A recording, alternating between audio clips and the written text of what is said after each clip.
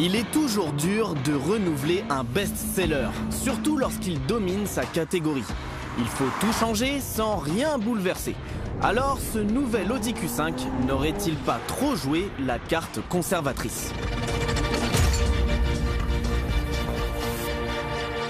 Car même dans cette variante sportive S, le nouveau Q5 s'est adouci. Il est un petit peu moins agressif, un peu moins assuré qu'avant.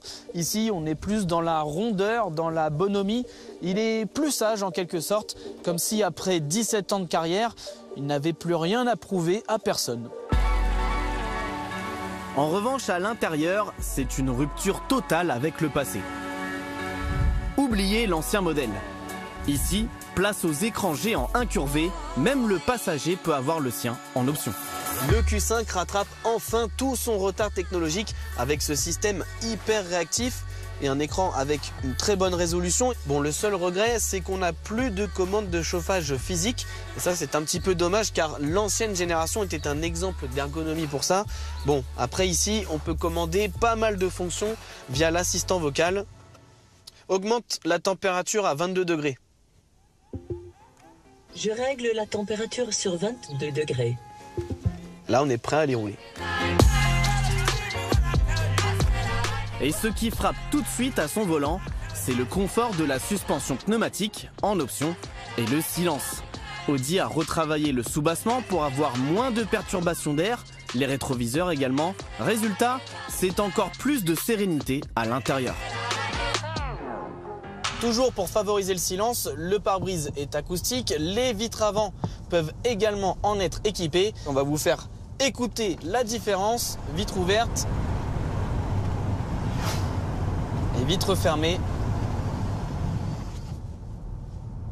C'est vraiment bluffant. Bon, après, il ne faudrait pas oublier qu'on vous fait quand même découvrir ce nouveau Q5 dans sa version sportive SQ5. Les 4 pots sont toujours de la partie, le V6 biturbo aussi. Et je pense qu'il a envie de chanter maintenant. On y va.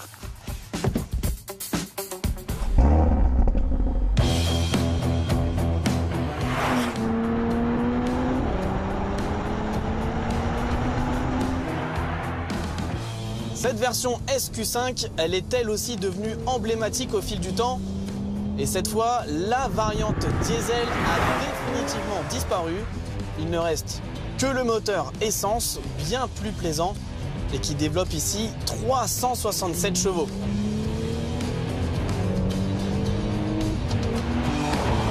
En fait, il y en a même un peu plus parce qu'en soutien de ce V6 biturbo dont vous apercevez actuellement le fonctionnement avec les cylindres ici, eh bien, il y a un moteur électrique en plus et qui peut fournir 24 chevaux supplémentaires.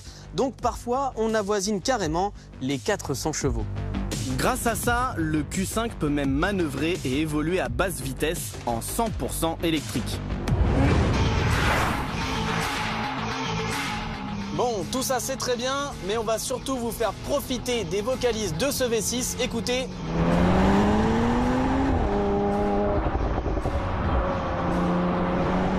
Au passage de rapport, on a même un petit à-coup pour gagner en sensation. Et puis, on va aussi se faire plaisir et enchaîner les virages à son volant, car pour une voiture qui pèse 2 tonnes 100, eh bien je vous assure, c'est bluffant de dynamisme.